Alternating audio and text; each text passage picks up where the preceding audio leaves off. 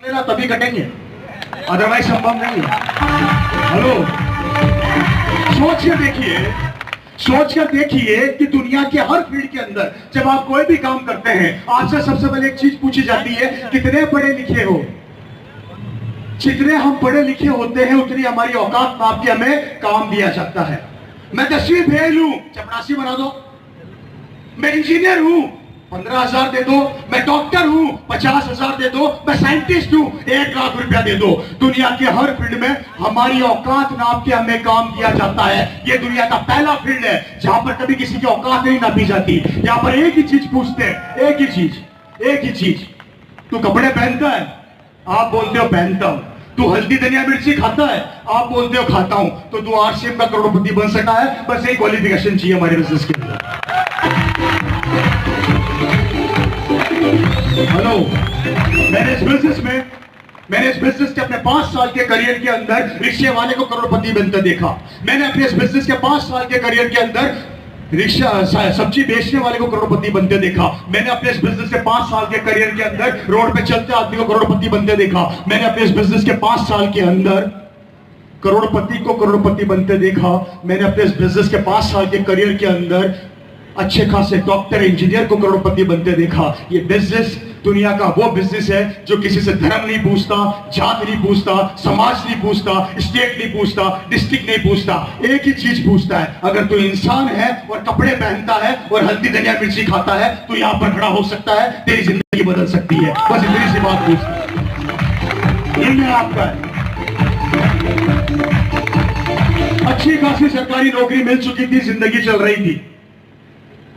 एक आदमी ने मेरे पिताजी के ऑफिस में आके बोला, सर ये बिजनेस कर लीजिए। मेरे पिता ने उसको भगाया नहीं, ये बिजनेस को देखा, समझा और मुझे आज भी वो तारीख याद है। 15 अगस्त सन 2000 को ये बिजनेस मेरे पिता ने साइन कर दिया।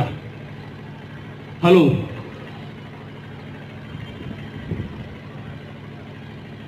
बिजनेस साइन करने के 1 महीना निकल गया, किसी ने आरसीएम ज्वाइन नहीं किया। मेरे परिवार के अंदर जितने रिलेशन वाले थे सबको बताया तो सबने मजाक बनाई। अड़ोसी पड़ोसी को बताया तो उन्होंने हंसी उड़ाई। 1 महीने के अंदर लगभग 1500 से 2000 लोगों ने मेरे पिताजी को साफ मना कर दिया, हम आरसीएम नहीं करेंगे। आज की तारीख में आप लोगों को अगर 2 आदमी मना कर देना हम आरसीएम नहीं करेंगे तो हम नेगेटिव हो जाते हैं। क्या हो जाते हैं सर? नेगेटिव हो जाते हैं। एक दिन मैंने मेरे पिता से पूछा, पापा सरकार आपको 25,000 रुपया सैलरी देती है, अच्छी खासी सरकारी नौकरी है, ये क्या कपड़े बेच रहे हो? बंद करो इस काम को। तो मेरे पिता ने मेरे को बोला कि तू इसका फ्यूचर नहीं जानता क्या होने वाला है, मुझे इसका फ्यूचर दिख रहा है और मैं तेरे को बताऊंगा ये क्या चीज होगी। ये बात मेरी ध्यान से सुनना और समझना। जो बात मैं आप लोगों को बोल रहा हूं वो बात मेरे पास उनकी 2001 की डायरी में आज भी लिखी हुई है, जो अभी हो रहा है। मैं रिपीट कर देता हूं, सन 2001 को उनकी जो डायरी थी, उस डायरी में जो उन्होंने भविष्य लिखा था वो आज हो रहा है। मेरे पास उसी से नोटेड था, वो उसी समय उन्होंने लिख दिया था आने वाले समय में क्या होगा। एक आदमी ज्वाइन नहीं हुआ सर, एक आदमी, पूरी कॉलोनी में बदनामी हो चुकी थी। सुबह सब्जी वाला सब्जी देने आता तो बोलता और आरसीएम कुछ आया क्या? शाम को दूध देने वाला दूध देने आता तो बोलता और आरसीएम कुछ आया क्या? और आया कुछ नहीं था, क्योंकि दिमाग का सेटिस्फेक्शन तो नोटों से होता है ना। आरसीएम से जब तक थोड़ी बारिश नहीं हो जाए शांति नहीं मिलती कलेजे को। शाम को मेरा परिवार घूमने निकलता था तो मेरे घर वालों का नाम रख दिया गया था आरसीएम। और आरसीएम कहां जा रहे हो? मेरे पिताजी का नाम था आरसीएम 1, मेरा नाम था आरसीएम 2, मेरी मम्मी का नाम था आरसीएम 3, मेरी बहनों का नाम था आरसीएम 4 और 5। मेरे पिताजी ने इस बिजनेस के लिए अपनी नौकरी साइड में रख दी। एक आदमी जो एसी कैबिन के अंदर बैठा रहता था आज भैंसों के तबेले में जाके सो रहा है। एक दिन गुस्से में आके मैंने मेरे पिताजी से पूछा कि पापा सरकार आपको 25,000 रुपया सैलरी देती है, बंद करो इस काम को। पूरी कॉलोनी आप पर हंस रही है, पूरे जयपुर के अंदर बदनामी हो चुकी है। ज्वाइनिंग एक नहीं हुई, पैसा एक नहीं आया और टेंशन इतनी सारी ले चुके आप। आपके साथ भी होता होगा। किसके साथ हो रहा है भाई?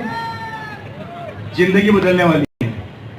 क्योंकि जब जब आपकी बदनामी चालू हो जाए, लोग आप पे हंसना चालू कर दें और लोग आपको आरसीएम का पागल बोलना चालू कर दे, समझ लो सफलता आने वाली है। क्योंकि पागल पागल ही इतिहास रचता है। पागल ही मैं नहीं कहता, लोग कहते हैं कि पागल इतिहास रचता है और समझदार लोग उस इतिहास को पढ़ते हैं। अब आप लोग पागल बनना चाहते हो, समझदार रहना चाहते हो? मेरे पिताजी सन 2000 में पागल बने, इसलिए यहां पर खड़ा हूं। लोग मालाएं भी बनाते हैं, फोटो भी खींचते हैं, लोग पीछे भी भागते हैं तो फोन भी करते हैं, लोग मैसेज भी करते हैं तो प्यार भी करते हैं। मेरे पिताजी पागल बने थे सन 2000 में, 2000 में। और मेरे पड़ोसी जो पागल नहीं बने, वो आज भी मोटरसाइकिल पर है,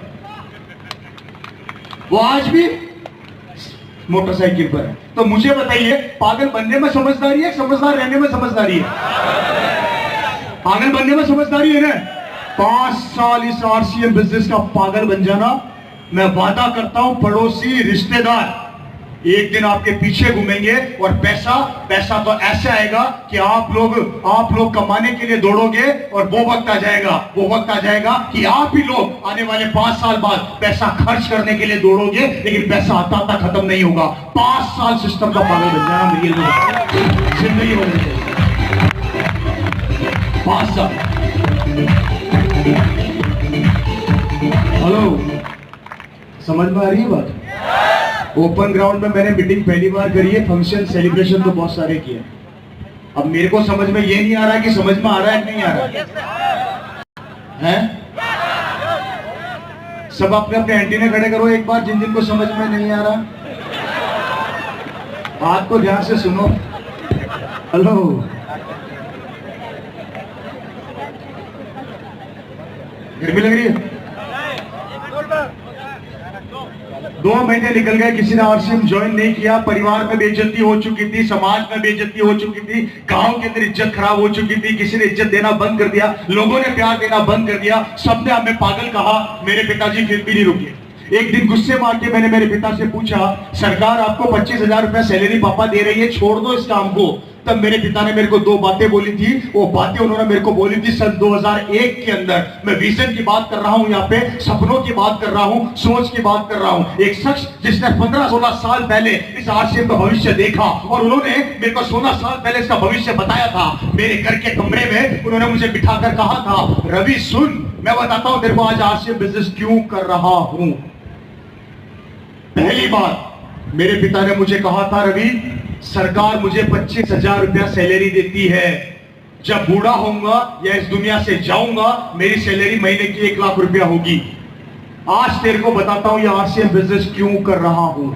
उन्होंने मुझे कहा था, ये आरसीएम बिजनेस मैं मेरे लिए नहीं कर रहा, ये आरसीएम बिजनेस के पीछे मैं पागल तेरे लिए हूं कि कल को अगर मुझे कुछ हो जाता है और मैं इस दुनिया में नहीं रहता, उसके बाद जहां से ये ओपी शर्मा छोड़कर जाएगा, वहां से रवि शर्मा चालू करेगा। ये इस बिजनेस की सबसे बड़ी ताकत है। मेरी बात ध्यान से सुनिए, अपने दिमाग पे बिठाइए कि मुझे नहीं पता कि आप लोग अपने बच्चे, अपने परिवार के भविष्य को लेकर कितने सीरियस हो, मुझे ध्यान में नहीं है।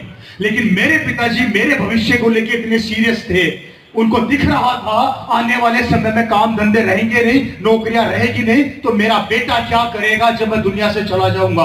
उनकी वो सोच जो 16 साल पहले उनको दिख रही थी, आज उस सोच के कारण ये रवि शर्मा यहां पर मौजूद है। मेरी जिंदगी मेरे पिता की मेहनत के कारण 180 डिग्री कोण से बदल गई और आज यही रवि शर्मा अपने पिता की मेहनत को आगे तक बढ़ा के ले जा रहा है। लेकिन बात यहां पर यह आती है कि मेरी जिंदगी तो बदल गई, लेकिन आपकी और आपके परिवार की जिंदगी क्या होने वाली है, कैसे बदलेगी? नहीं बदलेगी। आरसीएम से मैं कारण बताता हूं आप लोगों को, वो इसलिए नहीं बदलेगी, अभी बाहर निकल के एक आदमी सुई लगाएगा और आपकी हवा निकाल देगा सारी की सारी। और ये फैक्ट है, ये कड़वा सत्य है।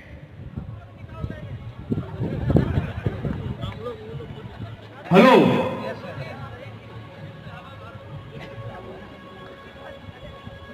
आप लोग कारों में आए, मोटरसाइकिल पर आए नहीं है? आपकी गाड़ी का टायर खोलूंगा तो प्यार करोगे या पीटोगे? आपकी मोटरसाइकिल का टायर चुराऊंगा तो प्यार करोगे या पीटोगे? 1-2 हजार रुपए के टायर के लिए मेरे को पीटने को तैयार हो गए। एक पड़ोसी आपके सपने चुरा के ले जा रहा है, उससे कुछ नहीं कह रहे हो, क्यों? है सर? एक आदमी हमें बोलता है कि तेरा जन्म तो रिक्शा चलाने के लिए हुआ है, तू रिक्शा ही चलाएगा, तो हमारे दिमाग में क्या बैठ जाता है? यस, ये सही कह रहा है, मैं तो रिक्शा वाला ही रहूंगा। बाहर के लोग आपको यह दिखाते हैं, मजबूर करते हैं सोचने के लिए कि तू मजदूर पैदा हुआ था और मजदूर ही मरेगा। और हम लोग यहां पर यह कहते हैं कि तू मजदूर तो पैदा हुआ है लेकिन तू मजदूर नहीं मरेगा, ये हम तेरे से कमिटमेंट करते हैं। तो हमें कहा जाता है पागल बनाते हैं।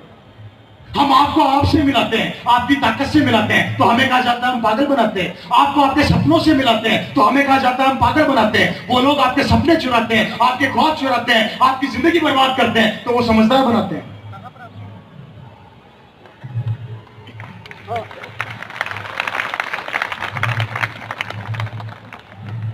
अगर मेरे पिताजी की हवा, अगर मेरे पिताजी का जोश सन 2000 में खत्म हो जाता या निकल जाता, तो मुझे बताइए आज मैं यहां पर होता क्या?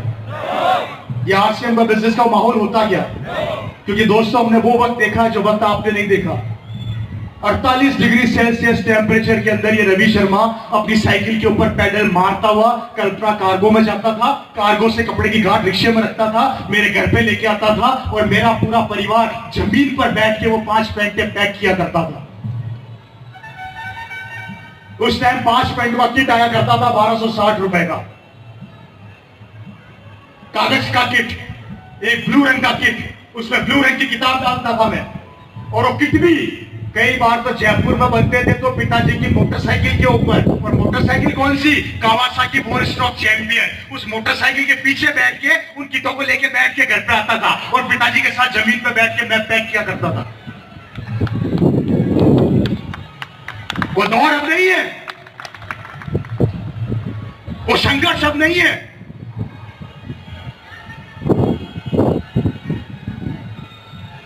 खानदान ने साथ छोड़ दिया, रिश्तेदारों ने मुंह मोड़ लिया, पड़ोसी दूर हट गए, ऑफिस की नौकरी खतरे में पड़ गई, कुछ नहीं बचा था।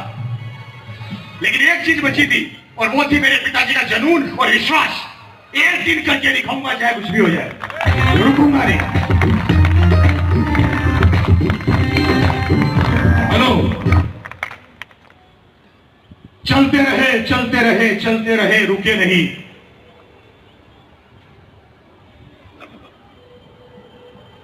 और तो नहीं हो रहे? आगे बढ़ूं? पहला फोरम साइन कराया। पिताजी का बचपन का दोस्त, आदमी टारगेट करता है ना दोस्तों को, आप भी सबसे पहले दोस्तों के पास जाते हो। मेरे पिताजी का बचपन का दोस्त, उसने बोला, मेरे पिता ने उसको बोला एक बिजनेस आया तेरे पास लेकर आ रहा हूं। मेरे पिताजी ने बोला, उस दोस्त ने बोला आ जाओ। जयपुर से 250 किलोमीटर दूर जोधपुर, नाम सुना है जोधपुर का? जोधपुर बड़ी प्यारी जगह है, जो वहां पर जाता है वही का होके रह जाता है। जैसे सलमान खान, मदिलपा महीना, आसाराम जी, सोच समझ के जाना, बड़ी प्यारी जगह है। जोधपुर से 50 किलोमीटर पहले एक गांव पड़ता है जिसका नाम है नीमाच। मेरे पिता का बचपन का दोस्त, जिसने मेरे पिताजी के साथ वो गरीबी देखी थी कि मेरे पिताजी संघर्ष कैसे करते थे, उसके पास ये बिजनेस लेकर गए 250 किलोमीटर दूर। और साथ ही रहे पिता के दोस्त ने, पता है मेरे पिता को क्या बोला? 4 दिन बाद आना, वापिस भेज दिया। मेरे पिताजी 4 दिन बाद एग्जैक्ट टाइम के ऊपर फिर पहुंच गए साइन कर। उस आदमी ने बोला आहा तू एक काम कर, 3 दिन बाद आ। मेरे पिताजी ने बोला अच्छा, मैं 3 दिन फिर आऊंगा। मेरा नाम भी ओपी शर्मा है, अगर तू इतना शाना है तो मैं भी तेरा बाप को शानी बनता। 3 दिन बाद मेरे पिताजी फिर पहुंच गए, साइन कर। वो बोला 2 दिन बाद आना। ओके, 2 दिन बाद आऊंगा। एक आदमी साइन कराने के लिए नौकरी पेशा इंसान 250 किलोमीटर दूर जाता था मात्र एक फॉर्म साइन कराने के लिए। बात समझना, बात की डेप्थ समझना। क्या बोल रहा हूं मैं? सफलता इम्तिहान लेती है, आसानी से नहीं मिलती। ऊपर वाला भी देता है तो, लेकिन आप लोग छप्पर बनाओगे नहीं तो ऊपर वाला फाड़ेगा क्या? छप्पर तो बनानी पड़ेगी।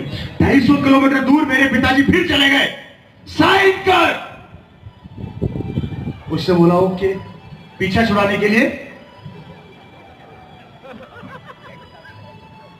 साइन कर दिया। मेरे पिताजी ने बोला मीटिंग रखना, मैं 2 दिन बाद फिर आऊंगा, 4 आदमी बिठा देना। उसने बोला अच्छा, अब 4 बिठाने भी पड़ेंगे? 4 नहीं, तेरे को 8 बिठाने पड़ेंगे, 16 बिठाने पड़ेंगे, मैं फिर आऊंगा। 2 दिन बाद फिर पहुंच गए, एक भी आदमी नहीं बैठा। मेरी बात समझ रहे हैं? 2 दिन और निकल गए, मेरे पिताजी ने बोला आदमी बिठा। मेरे पिताजी फिर पहुंच गए, एक भी नहीं बैठा। 1 महीने चक्कर लगाने के बाद 2 लोग मिले, मात्र 2 लोग। कितना दूर जाते थे वो? कितना दूर जाते थे वो? कितना दूर जाते थे वो? उसके बाद उस आदमी ने 2 बिठाए, 2 के 4 हुए, 4 के 8 हुए। और आज वो आदमी इस बिजनेस का बहुत बड़ा अचीवर है, जिसका नाम आप सब जानते हो। और उस आदमी का नाम है विजेंद्र सिंह राठौर, जो इस बिजनेस का डायमंड है। हेलो, कारण चलना, रुकना नहीं। कोई कुछ भी बोले थमना नहीं। अपने सपनों से समझौता मत करना, चाहे आपके घर वाले आपको रोके, चाहे आपके बच्चे आपको रोके। हमने भी रोका था, लेकिन वो रुके नहीं। चलना, चलता रहे, चलते रहे, चलते रहे, चलते रहे। सफलता मिलती गई, मिलती गई। क्यों? क्योंकि उन्होंने कभी जिंदगी में हार नहीं मानी। नौकरी को साइड में रख दिया, नौकरी से इस्तीफा दे दिया। एक ही चीज नजर आती थी, और वो थी आरसीएम, आरसीएम, आरसीएम। कारण उनको भविष्य नजर आ रहा था। जो लोग विजनरी होते हैं ना, विजनरी, वो लोग आसमान को छूते हैं। और जिनके पास विजन नहीं होता ना, वो उन छुए आसमान लोगों की कहानी अपने बच्चों को सुनाते हैं। याद रखना मेरी बात, या तो कहानी सुनने वाला बन जाओ, या इतिहास रच दो। कहानी बन जाओगे तो लोग याद रखेंगे, और कहानी सुनाओगे तो बच्चे दूसरों को याद रखेंगे, आप दूसरों को याद रखोगे। अब सोच लो क्या बनना है। ओपी शर्मा जी आरसीएम की कहानी बन गए, इसलिए आप लोग याद रखते हो। रवि शर्मा इस बिजनेस की कहानी बन गया, इसलिए आप लोग याद रखते हो। याद रवि शर्मा को नहीं रखते, याद रवि शर्मा की कहानी को रखते हो। इसी तरीके से कहानी बन जाओगे तो दुनिया याद रखेगी, और कहानी बोलोगे तो लोग आपकी कहानियां सुनाएंगे। कब क्या करना है और क्या नहीं करना, आपको सोचना है। कहानी सुनाएंगे। 23 फरवरी 2012 मेरे पिताजी का देहांत हो गया। मुझे आज अच्छे से याद है, ये रवि शर्मा अपनी गाड़ी के अंदर बिठा के मेरे पिताजी को हॉस्पिटल लेकर गया था। मैं चलकर गए थे, मेरे पिताजी चलकर, अपने पांव पर मेरे पिताजी चलकर हॉस्पिटल गए थे। और जब वापस आए तो उनकी डेड बॉडी आई। सिर्फ 5 दिन हॉस्पिटल में रहे थे, और 5वें दिन की सुबह 4 बजे मेरे पिताजी इस दुनिया से चले गए। एक आदमी चलकर अपने पांव पर हॉस्पिटल जाता है और उसकी डेड बॉडी आती है। बुरा वक्त, बुरी घटना कभी कहकर नहीं आती कि मारा हूं। मैं माफी चाहूंगा आप सभी लोगों से, मैं एक बहुत गलत बात बोलने जा रहा हूं। यहां से बाहर निकले और सामने से आती ये गाड़ी ने आपको ठोक दिया और आप भगवान को प्यारे हो गए, इस दुनिया में ना रहे, भगवान ने करे कि ऐसा कुछ हो गया, तो उसके बाद आप कल्पना करिए कि आपके परिवार, आपकी फैमिली के पास क्या रहेगा। क्या जो व्यापार आप कर रहे हैं आपका बच्चा कर लेगा आसानी से? जो नौकरी आप करें आपका बच्चा कर लेगा आसानी से? तब क्या करेगा? मेरे पिता ने विजन देखा इस बिजनेस में, यहां खड़ा हूं। पिताजी दुनिया से गए तो आरसीएम मेरे पास आ गया। मैंने इस बिजनेस को देखा, संभाला और कोशिश कर रहा हूं बेहतर करने की। क्यों? क्योंकि उन्होंने विजन देखा, सपना देखा। लेकिन आपने अपने परिवार, अपने बच्चे के लिए क्या सपना देखा? 500 रुपए का सामान नहीं खरीदा जाता हम लोगों से, लेकिन सपने हमारे बड़े बड़े हैं। पिकअप सेंटर में जाते हैं, सामान कितना खरीदा? 100 रुपए का, और सपने बंगले के। कैसे पूरे होंगे?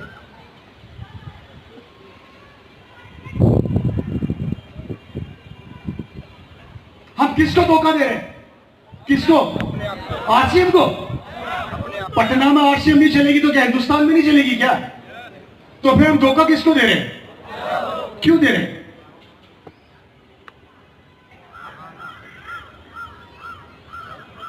हम धोखा अपने आप को दे रहे हैं, हम धोखा अपने परिवार को दे रहे हैं, हम धोखा अपने आने वाली पीढ़ियों को दे रहे हैं, हम धोखा अपने बच्चों को दे रहे हैं, हम धोखा आरसीएम को दे रहे हैं। तो क्यों दे रहे हैं और कब तक दोगे? कब तक?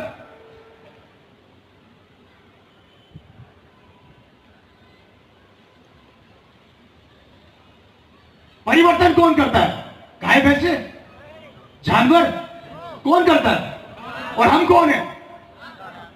तो हम क्यों नहीं कर सकते?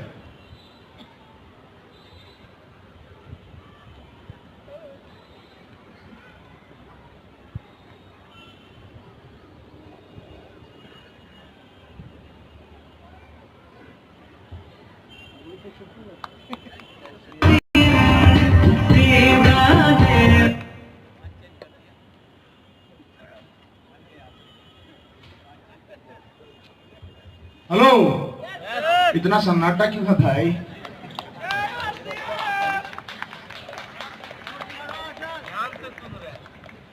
ध्यान से सुनिए, समझ लीजिए। मैं फिर बता रहा हूं दोस्तों, आज मेरी जिंदगी 180 डिग्री कौन से बदल गई। सब कुछ है मेरे पास, सब कुछ। मैं आरसीएम पैसे के लिए नहीं कर रहा। लोग मुझे बोलते हैं रवि जी आप सबसे बड़ी पिन पर हूं, सबसे बड़ा पैसा आता है, लेकिन इस पैसे के पीछे की मेहनत किस किसने देखी? सचिन तेंदुलकर क्रिकेट का भगवान है, लेकिन भाई सचिन तेंदुलकर जब नेट पर प्रैक्टिस करता था हमने देखा, 18-18 घंटे पसीना बहाता था हमने देखा। हमने सिर्फ भगवान देखा सचिन तेंदुलकर का। उस भगवान ने कितनी मेहनत करी है भगवान बनने के लिए, वो हमने देखी नहीं देखी? वो मेहनत देखी है। पहली सीढ़ी नहीं चढ़ोगे तो आसमान नहीं छू सकते। पहली सीढ़ी चढ़ना सीखो, अपने आप को प्रिपेयर करिए। मैं कर सकता हूं, मैं कर सकता हूं, मैं कर सकता हूं, चाहे कोई भी रोके और कोई मेरे बीच में आए। अब मैं रुकने वाला नहीं हूं, मैं थमने वाला नहीं हूं। मुझे बनना है, मुझे करना है, मुझे आगे बढ़ना है। जुनून पैदा करना पड़ेगा, लाना पड़ेगा वो जोश। निकाल देना अपने दिमाग से गलतफहमी, निकाल देना अपने दिमाग से ये गलतफहमी कि मैं दुनिया का सबसे सिक्योर आदमी हूं। गलतफहमी में जी रहे हो।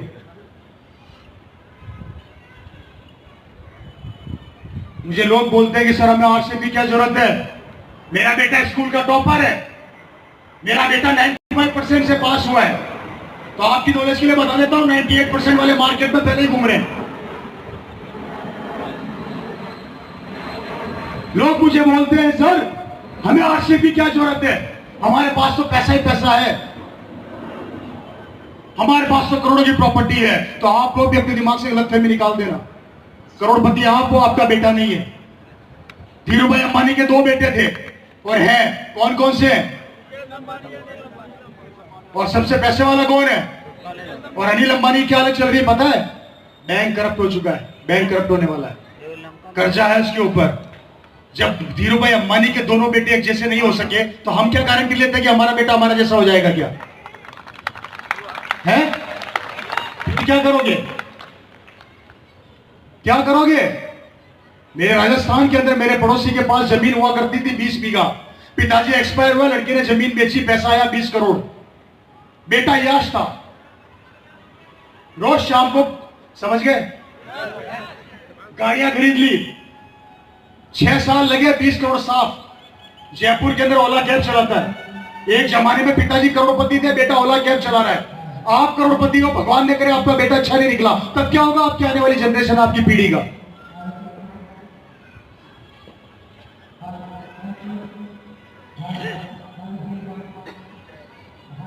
मत करो आरसीएम, करोगे क्या?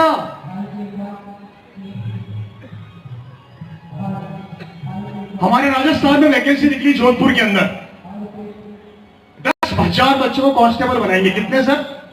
मैं आंकड़े बता रहा हूं, मेरा दिमाग खराब हो गया था सुन के। 20 लाख बच्चों ने एग्जाम दिए। कितने सर? राजस्थान के अंदर 10,000 बच्चों के लिए वैकेंसी निकली। 10,000 बच्चों के लिए वैकेंसी निकली, 20 लाख बच्चों ने एग्जाम दिए। 20 लाख में से 10,000 बच्चों को नौकरी मिल गई। 19,90,000 बच्चे सड़क पे आज भी स्ट्रगल कर रहे हैं। अब मुझे बताइए उनका भविष्य क्या होगा? अब आप बोलेंगे 3 महीने बाद फिर एग्जाम देंगे, तो 3 महीने बाद वो बच्चे 20 लाख नहीं होंगे, 40 लाख हो जाएंगे। तब क्या करेंगे?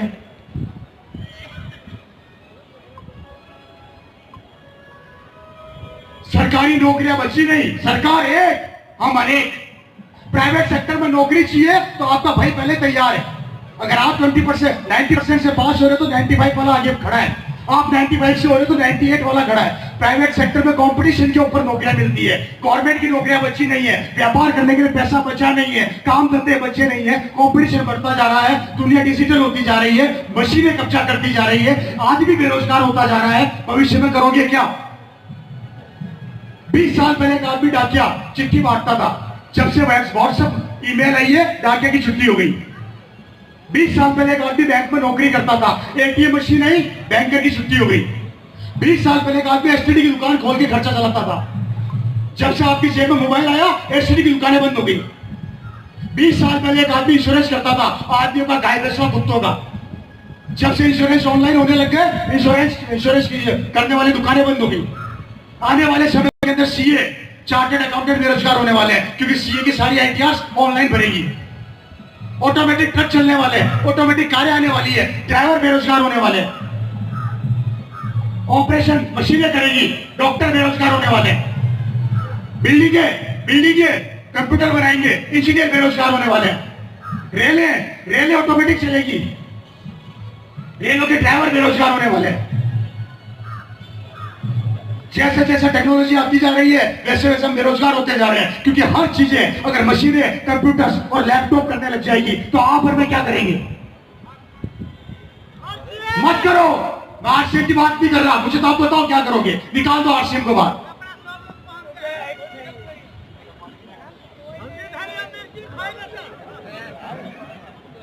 क्या करोगे?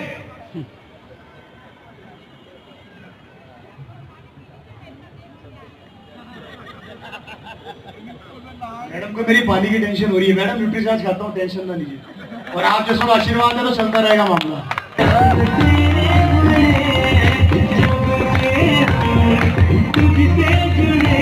सोच कर बताइए मेरे को, जब डिजिटल आने वाला समय कंप्यूटराइज होगा, मशीनें करेंगी, आप और मैं क्या करेंगे? माफी चाहता हूं, दिल्ली की हालत देखिए आप। एक आदमी घर से निकलता है लैपटॉप लेके, कार में बैठा बैठा काम करता है, काम बंद करता है, घर जाता है तो गाड़ी में खाता है, गाड़ी में ही सोता है। बॉम्बे के अंदर एक आदमी ट्रेन के अंदर जिंदगी निकाल देता है। क्या करोगे?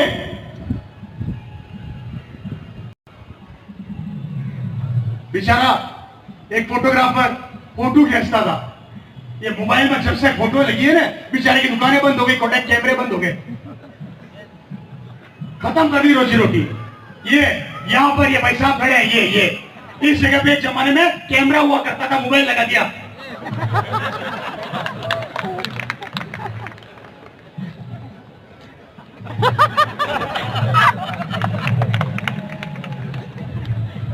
और माफी चाहता हूं, आप सब लोगों को बता देता हूं, भविष्य ऐसा वक्त आने वाला है, हमारा बच्चा सड़क पे खड़ा होकर भीख मांगेगा तो भीख नहीं मिलेगी, क्योंकि आने वाले समय में एक कंपनी हिंदुस्तान के अंदर रोबोट लाने वाली है भीख मांगने के लिए।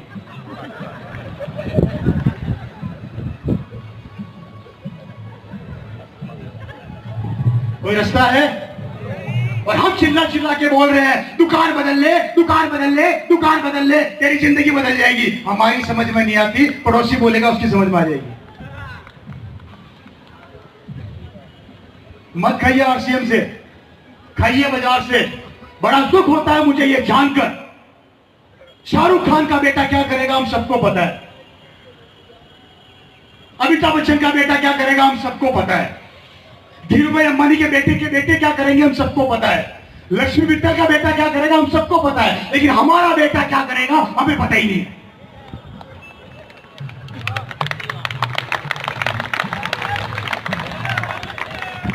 शाहरुख खान के पास कौन सी गाड़ी है हम सबको पता है, धीरूभाई अंबानी की शादी में कितना पैसा खर्च हुआ हम सब हिसाब लगाते हैं, अमिताभ बच्चन की कौन सी पिक्चर आने वाली है हम सबको पता है, साउथ की पिक्चर आई करोड़पति बना दिया हम लोगों ने, कटप्पा बाहुबली हम सबको पता है, लेकिन हमारी जिंदगी क्या होने वाली है पता नहीं, हमारा बेटा कौन सी गाड़ी में घूमेगा पता नहीं, हमारा बच्चा जिंदगी में क्या करेगा पता नहीं, उसके पास गाड़ी भी होगी कि नहीं होगी पता नहीं, बेटा हमारा है ना इसलिए निकम्मा है, उनका बेटा तो स्टार है। कब तक दूसरों की जिंदगी का पता रखोगे? कब तक? आपके क्षेत्र में कौन सी सरकार आने वाली है 5-5 घंटे बैठ के चर्चा कर लेते हो, सरकार वहां आने वाली है आपको क्या मिला, लेकिन 6-6, 7-7 घंटे चर्चाएं करते हो बैठ के, समय किसका खत्म कर रहे हो, सरकार का या हमारा खुद का? क्यों कर रहे हैं सर? राजनीति पर चर्चा करना गलत बात नहीं है, लेकिन उसको सब्जेक्ट को उठाना और लंबा खींचना गलत बात है। 6-6, 7-7 घंटे हम लोग टाइम को किल करते हैं, इन्वेस्ट नहीं करते। किसके साथ खिलवाड़ कर रहे हैं? सरकार कोई सी भी आ जाए, लेकिन हमारे बच्चे को तो काम तभी मिलेगा जब सरकार के अंदर वैकेंसी होगी और साथ में हमारे बच्चे के पास एजुकेशन होगी, अदरवाइज कुछ नहीं मिलने वाला। लेकिन ये आरसी बिजनेस आपके बच्चे को गले लगाएगा और बोलेगा लिया तेरे बेटे को, बेरोजगार है तो भी मैं गले लगाने को तैयार हूं, आने दे आने दे आने दे आने दे।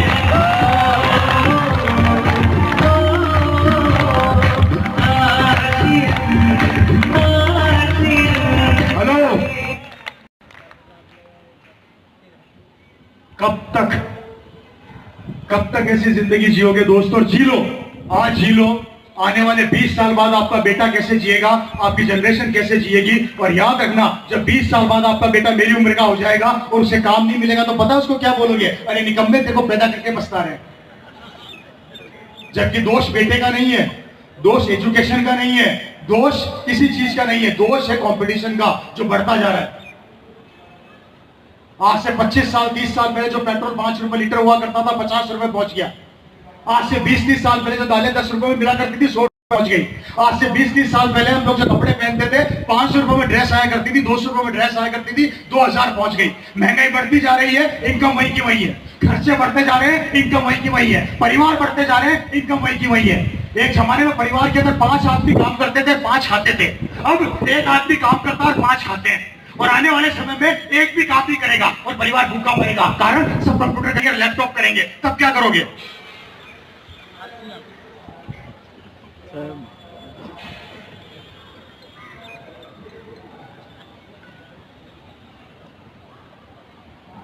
कमाल हो गया। जिंदगी आपकी, भविष्य आपका, बच्चे आपके, पीढ़ी आपकी, आपको पता ही नहीं है।